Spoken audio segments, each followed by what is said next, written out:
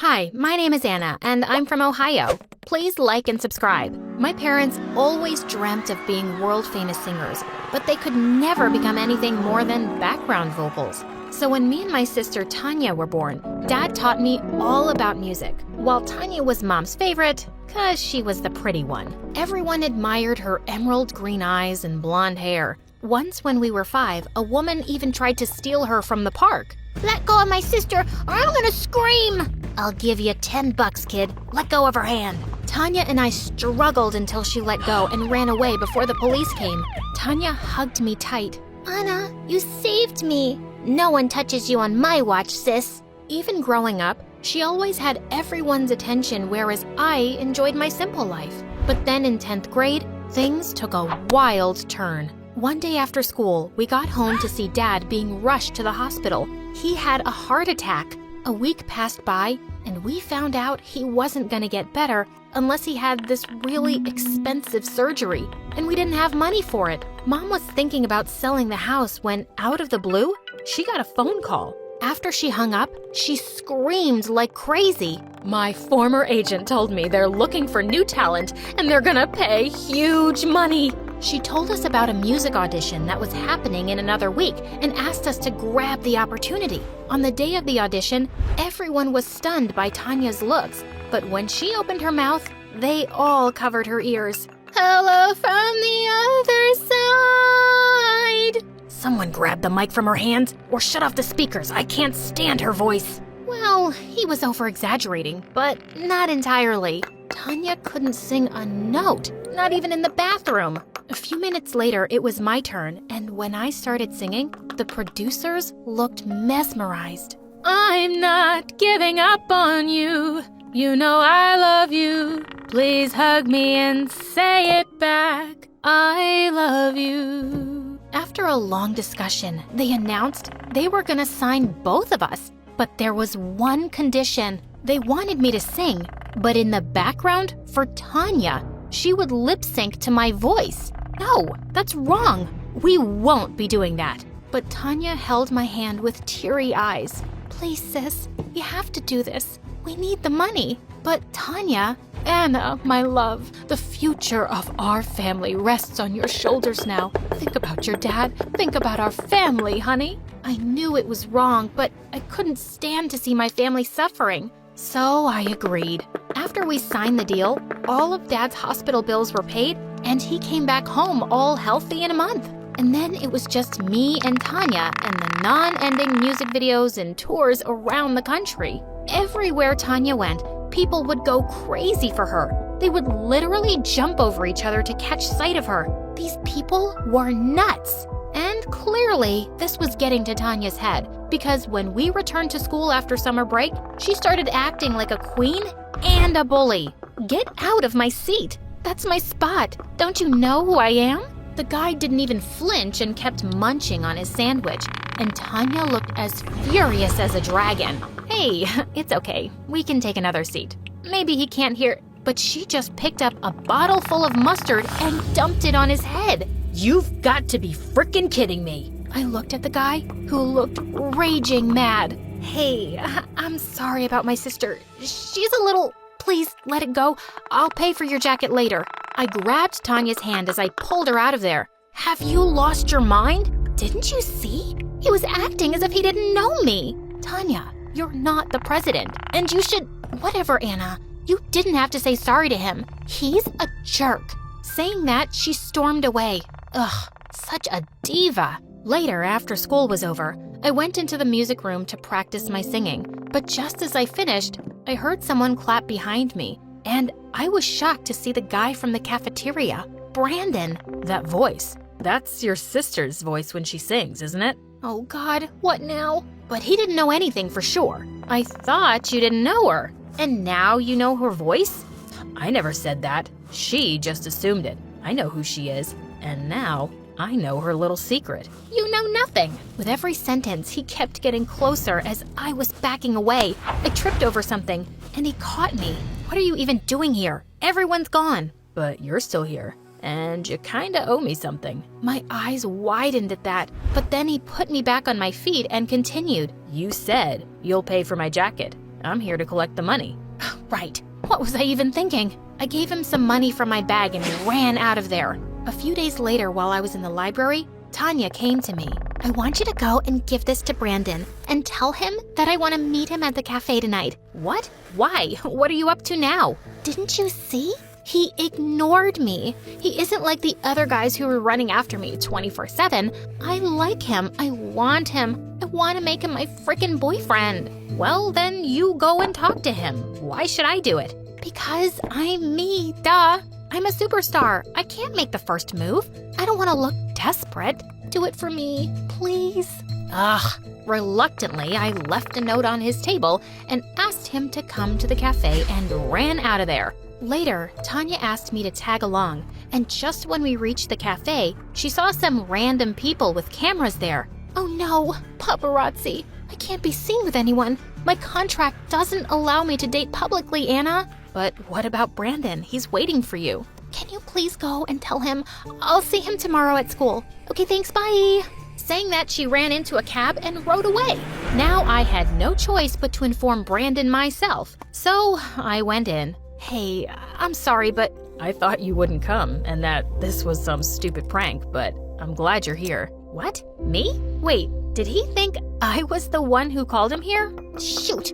I wanted to tell him everything, but he looked so happy to see me, and he'd ordered all my favorite food items. I thought I could wait another few minutes before telling him, but as time went by, things just kept getting better and better. He was pretty cool. After our little date, he walked me back home. This was my chance to tell him the truth, but he just pulled me in for a kiss, and gosh, it was amazing. Suddenly, I heard Tanya coming out the front door, and I pushed him away into the bushes and rushed in. The next day, I was looking for him everywhere to tell him the truth, but I found Tanya was already talking to him in the corridor. Frickin' fishes. What do you mean you don't like me? Then why did you show up at the cafe last night? What are you, crazy? I wasn't waiting for you. I was there for Anna. I wouldn't date someone as mean as you, even if you were the last girl on earth. How dare you? Tanya slapped him hard and ran out of there, and all the kids were recording everything on their phones. This was bad. I ran after Tanya, but she pushed me away. Get lost, Anna. I told you I liked him, but you trapped him first. Tanya, stop it. I didn't do anything.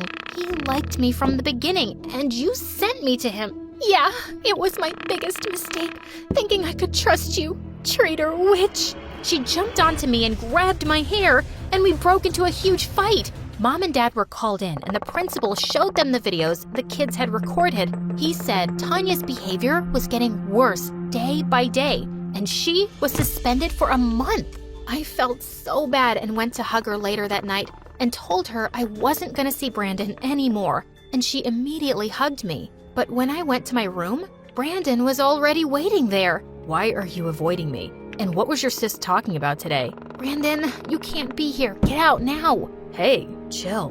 Why do you look so tense? Tell me, what happened? He pulled me close into his arms, and I just melted. I told him everything, honestly, and then he looked into my eyes. I won't force you to like me, but if you do, I won't let anyone keep you away from me, Anna. He moved in to kiss me, but just then, Tanya came into my room with a fire extinguisher in her hand and sprayed it all over us. I knew it, you ugly cow. I knew you're a filthy backstabber, and I'm gonna destroy you both. Suddenly, Mom and Dad came running too, and she was taken back to her room. And I was grounded for a week for inviting a boy. We had a big concert soon, and though I was super mad at Tanya, I still had to help her because of our contract. As usual, I was singing backstage while the entire crowd was cheering for Tanya. After the performance was over, she was given an award for Star Performer. Even Mom and Dad were called on stage. You guys must feel truly blessed to have a daughter with the voice of an angel. It's an honor. We're so lucky to have her. For some reason, I felt really left out, and I smashed my mic on the ground. Just then, someone from the audience asked Tanya to dedicate a song to Mom. Holy moly. Tanya made this gesture with her hands that was my cue to sing every time. But my mic? It was lying broken on the floor. She started singing without me, and everyone in the audience heard her real voice. Oh my God! A wave of silence passed through the audience, and Tanya looked at me super mad. The crowd started chanting that she was a fraud who did lip syncing. They went mad and started climbing onto the stage. The bodyguards immediately took Tanya and my parents away to safety and left me there all by myself. How could they? I ran out of the venue and I was raging mad. I did so much for them and they didn't care about me one bit. But when I reached home, I was shocked to see a huge crowd gathered in front of my house. What in the world was happening? Just then, my phone went buzzing like crazy with videos and messages from everyone. Tanya's bullying and lip-syncing videos were going viral, and someone uploaded my video as the real singer too. Holy Mother of Jesus! I quickly went into the house through the back door, and on seeing me, Tanya viciously threw a vase at me, which I barely missed. Just then, I saw all the singing awards and trophies she was burning in the fireplace. Oh my God, have you gone crazy? Why would you do that? What were you thinking? Trying to ruin me? What? Are you kidding me? It was an accident. Oh, was it? Or is it because you want some fame for yourself now? Just remember this, you witch. People hear your voice because of my face. Otherwise, no one would ever pay you, even if you sang on the roadside. Who was this monster? You're such a mean, self-absorbed brat, Tanya. I can't believe you'd say that to me when the fact is, you're only a star because of my voice. Without me, you're just a pretty dumb face. Tanya picked up a burning trophy in her hand and charged at me with full force. You took away everything from me. The guy I loved, my reputation at school, and now my fame too. I'm gonna kill you. Thankfully, Mom and Dad came in and stopped her just in time. Stop this madness right now. I can't believe we were so blinded by your beauty and fame that we never realized what a monster you were turning into. Dad took the burning trophy from her hand and threw it away. Anna, we're so sorry. We've never truly appreciated you for everything you've done for us. You're the daughter that every parent would be proud of. Please, forgive us. Oh, Mom, Dad, you people are just morons. And I'm not letting go of my fame so easily. Watch this. I'm gonna walk out and everyone is still gonna love me. Tanya opened the front door and walked out, and all the media surrounded her. So, is it true you can't sing? And that creepy frog voice we heard? Was it your real voice? And who's the real singer? Is she your sister? We want to see her. You're just fake trash. Just then, a bunch of anti-fans started throwing eggs and rotten tomatoes at her. She was screaming like crazy and pushing through the crowd to get to her car. And well, I was enjoying it. She was totally getting what she deserved. I thought I'd get a better view from my room, so I went up and found Brandon there. I immediately hugged him. Whoa, the truth's all out now. And I can't believe I'm dating the real star. I'm excited for your famous life now. No, Brandon. I just want a peaceful life. And if you're with me to enjoy some kind of popularity, you got the wrong girl. No, babe. I don't care about what you choose, just as long as I can be with you, always.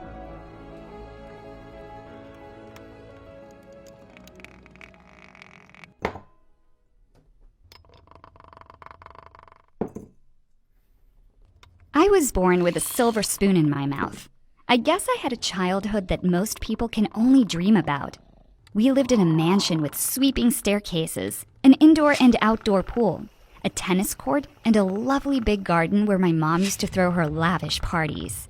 I remember having a huge dollhouse, and I got a pony for my first birthday.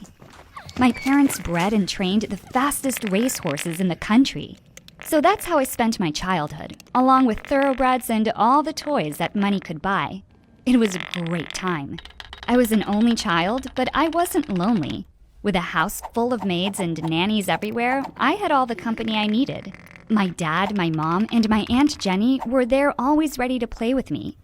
Aunt Jenny was my mom's sister. She was married to Uncle Jimmy, but I rarely saw him. My birthday parties were amazing. We had a real circus in the garden for my 7th birthday, complete with jugglers, lions, and acrobats. When I turned 8, my dad rented the whole theme park for me and my classmates. All the princesses were there to sing my happy birthday song. It was so magical. When it got too hot in the summer, my family and I got on my dad's private jet and headed off to the slopes where I learned to ski. Then it was off to Paris and Milan to buy my lovely dresses and handmade shoes. One shop even made my own personalized perfume. It was called Princess Grace, and it was named after me. Princess Grace, that's what everybody called me. I guess I was kind of a princess, the heir to an empire. If you click the like and subscribe buttons, you'll turn into a real-life princess too. Don't forget to leave a comment below. One day, just after I turned 13, my parents decided to visit a ranch abroad to look at some horses. I wanted to come along, but it was a busy time in school. Don't worry, my mom told me the night before they left. Aunt Jenny will stay with you the whole time. It was a good thing that she was there. 2 days after my parents left, we got a chilling phone call. My parents were ambushed on the way to the ranch. They were being held for ransom. My life that was so peaceful and pleasant was suddenly full of fear. I saw more and more of Uncle Jimmy as he talked to the police. Finally, he decided to give in to the ransom demands. We had to sell our entire ranch and our house too. I have decided to give in to their demands so I can save the lives of your parents, he said. I told Uncle Jim to give the kidnappers anything they wanted. I wanted my parents to be safe, and I wanted them back home. Be strong, princess, Aunt Jenny said while hugging me tight. But the news got worse and worse. After selling everything, I heard the most terrible news. The kidnappers got the ransom they wanted, but my parents never came home. I never saw them again. I was devastated. I couldn't believe what was happening. I clung to Aunt Jenny and we both sobbed. Uncle Jimmy looked stressed and angry. I felt like I was living in a nightmare. I was trapped in a torture chamber in my brain that was still trying to grasp the fact that my parents were dead. When I finally woke up from my nightmare, I was already 14 years old and living in Aunt Jenny's house. But the Aunt Jenny that I knew had changed too. She was always so chatty and happy before my parents died. Now, she was always quiet. I could tell that she was scared a lot, more often than not when Uncle Jimmy was home. One day, I understood why. The reason why Aunt Jenny was always over at our house back then was because Uncle Jimmy had a terrible temper. He used to hit Aunt Jenny, so she ran to my mom. Now, there was no escaping Uncle Jimmy. There was no escape for her. There was no escape even for me. One day, Uncle Jimmy got home drunk. Even before saying anything, he swung his arm and hit Aunt Jenny in the face. He threw her against the wall and started screaming. Now we have this brat to feed? She's not worth anything anymore. Aunt Jenny was shaking. I was shaking too. When Uncle Jimmy turned around to get another drink from the cupboard, he turned to me and whispered, "Run, princess, run away." I didn't know what else to do. How could I leave? Where could I go? I ran back to my room. While packing up some loose change, I heard Aunt Jenny screaming in the kitchen. Then there was silence. The silence was more terrible than anything I have ever heard. I heard Uncle Jimmy stomping to my room. My only option was to jump out of the window. So I ran away. I was scared for myself, but I was also scared for Aunt Jenny. I walked to the bus station and took the first bus out of there. When I got off again, it was in a whole new and unfamiliar place. I realized that I had no idea what to do next. "Hey, miss," someone cried out to me in the street. "Do you want to share my cardboard bed tonight?" It was a homeless man. He looked scary and dirty. I've never been out on the streets by myself alone at night. "Leave that kid alone," someone else cried. "Are you lost, kid? Do you need help to go back home?" I shook my head and I ran as fast as I could. I didn't know where I was running to, though. That night, I slept on a bench in the park. It was narrow and uncomfortable. I had to pull my jacket over my head so I could get some rest. When I woke up, my shoes were gone. My backpack was gone, too. It had all the money I had left. I was now completely broke, homeless, and hungry. I didn't know what to do. I wandered around the streets with my bare feet. Only after a few steps, I stepped on something sharp and I cried out. My foot was bleeding. "Hey!" cried the same voice I heard the night before. I turned to look. It was a girl who looked barely older than me. She was pushing a grocery cart. Be careful where you step. There's a lot of nasty things on the ground and that cut's going to get infected. She led me to another bench. Then she brought out some antiseptic and bandages from the cart and began to clean my foot. You better find a way to get some shoes, kid, she said. You won't survive life on the streets without them. I nodded, but I kept quiet. I got a chill when I heard her say, life on the streets. I guess this was my life now. She pointed me to some trash bins in a nearby alley. That's the back of the department store, she said. Sometimes they throw stuff out. They don't need it and they don't sell it, but it's a treasure for the rest of us. So I limped to the alley. There were a lot of trash bins to go through, but I found a pair of shoes with ripped out soles. You can use some tape to wrap around the shoes, the girl said. Here, I've got some in my cart. She was so helpful. I was still kind of scared of her, but she was being good to me. Thank you so much, I said. What's your name? She told me that she had a nice name once, when she still had a home. But now everyone called her Emmy. Emmy, short for emergency. I make it a point to fill my cart with emergency things, just in case someone needs it. I guess you needed it now. What's your name, kid? I was about to open my mouth and say Princess Grace, but I wasn't a princess anymore. My name is Grace, I whispered softly. Suddenly, Emmy laughed. Grace isn't a tough enough name for a life on the street. There's no Grace found here. You look like you just ran away from home. You've got to be stronger if you want to live here. So Emmy gave me another name, Athena. She told me that if I couldn't go back home, I'd have to be as brave as the great goddess of war. And it was war out there. We lived in alleyways and dumpsters. Emmy told me that a lot of people threw good food away. There was always something to eat from the trash if I got there before the rats did. I wanted to cry and scream. This place was filthy and disgusting. I wasn't going to eat someone else's leftover food. I wasn't going to fish out a half-eaten sandwich from the trash. Emmy must have seen the disgust on my face. She slapped me. Stop acting like you're above it all. If you've got no place to go, then this is it for you. We all have to eat. I vowed to myself that I wasn't going to stoop that low. I wasn't an animal who had to fight for scraps of food. There's a shop in Milan that used to make my signature perfume, for crying out loud. But as the hours passed, I got hungry. Nobody was coming to bring me a crunchy grilled sandwich and a soup on a silver platter. The only silver in my life was a trash bin now. So before the sun set that day, I found myself ankle deep in filth, desperately looking for anything to eat in the trash cans behind a diner. I got to a half-full takeaway box just in time. The busboy of the restaurant came out and shooed me away. I managed to eat all the food without gagging. I was so hungry. By now, I was pretty filthy too. And to make things worse, it started to rain. There were no dry benches for me to sleep on that night, so I kept on walking until I saw Emmy's cart again. I spied a raincoat tucked into the very bottom. I thought that since I already got some shoes and food from somewhere, I could take the raincoat too. But Emmy caught me and she slapped me again. We don't steal from each other, she screamed. Yes, we rummage around for food like animals, but we're still civilized people. She looked utterly crazy. I was getting so scared of her. She looked like she was ready to bite me. Emmy grabbed me by the shoulders and shook me so hard. I started to cry. I called out for my mother. Emmy suddenly stopped. She was breathing so hard and crying too. She let me go. She slumped down on the wet floor and sobbed. I'm sorry, kid. That's what my foster parents used to do to me when I stole food from the kitchen, she said. You can share my tent tonight. I thought I would be too scared to close my eyes, but one whole day on the street was too much for me. The moment that my head hit the floor, I slept. When I woke up the next day, Emmy decided that she needed to teach me the rules. First of all, there were more kids there than I initially thought.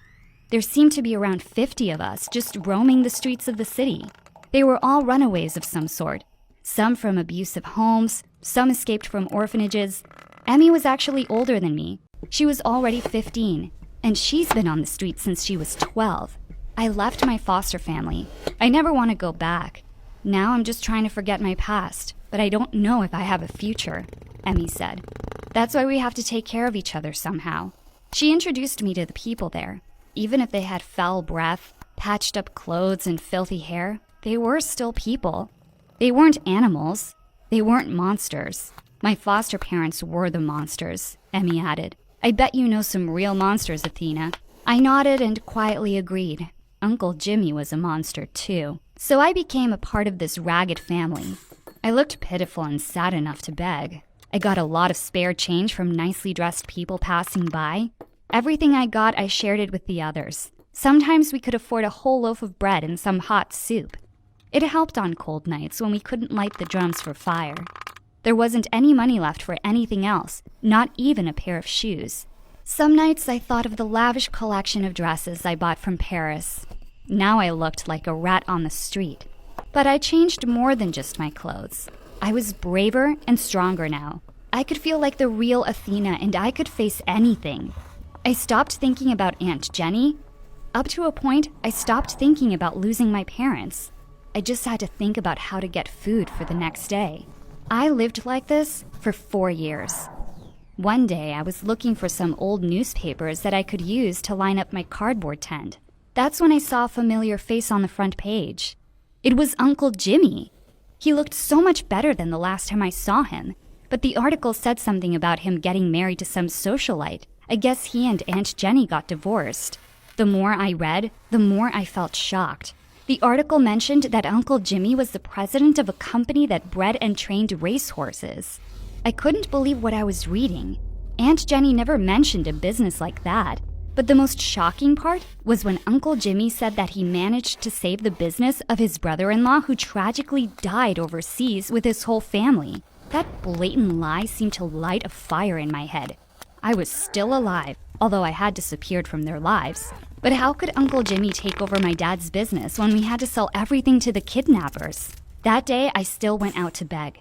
But when it came to splitting the money up with the rest of the kids, I didn't spend my share on food. Instead, I kept the money. I needed to save enough to buy a bus ticket back home. After 2 weeks of feeling hungry, I had enough for a one-way ticket. I was planning to go home the next day when tragedy struck my family again. It was raining that night. A car came out of nowhere, and the roads were so slippery. It crashed just outside the alley I shared with the others. Emmy was standing with her cart, waiting for me. She didn't have enough time to run away. All at once, all the bad things that happened in my life seemed to replay themselves in my head. My parents were dead. I ran away from my Aunt Jenny. I broke down sobbing on the street while the police came to check on the scene. The other kids were trying to comfort me, but I couldn't stop talking. It was like a dam opened up. I told them everything about myself, from my real name to my suspicions about Uncle Jimmy. Suddenly, a policeman came over and knelt in front of me.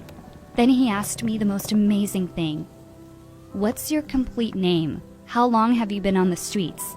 How old are you?" I still couldn't stop talking and shaking. I answered the policeman as best as I could. Then he turned and called someone on his phone. 2 hours later, after they took away Emmy's body, a car pulled up in front of my alley. "Grace! Princess Grace! Where are you?" It was Aunt Jenny. I went out slowly. It felt like a dream. I looked at her and she looked at me for a long time. Then she pushed the filthy hair from my face. "Is it you, Princess?" she whispered. I nodded, and I was shaking with sadness, relief, and happiness.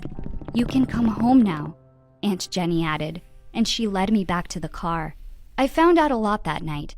Aunt Jenny was preparing a case against Uncle Jimmy, but she had to wait until their divorce was finalized. He threatened me when I finally figured it out. He never paid the ransom. He kept all the money and all the horses. He just moved them to another ranch, but he didn't know how to get rid of you. After you ran away, he wanted to find you to get rid of you too, so he could finally use the money for himself. I asked Aunt Jenny why she didn't run away from him like I did. I was too scared to run. I wasn't brave enough. But when Jimmy finally met that socialite, he dropped me like a hot potato. I was finally free after getting divorced last year. I've been looking for you since then.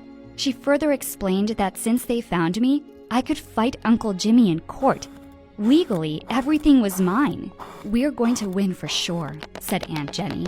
"And you can get your life back." I guess she was thinking that we could move back to another mansion, having a luxurious lifestyle. But I had other plans in mind.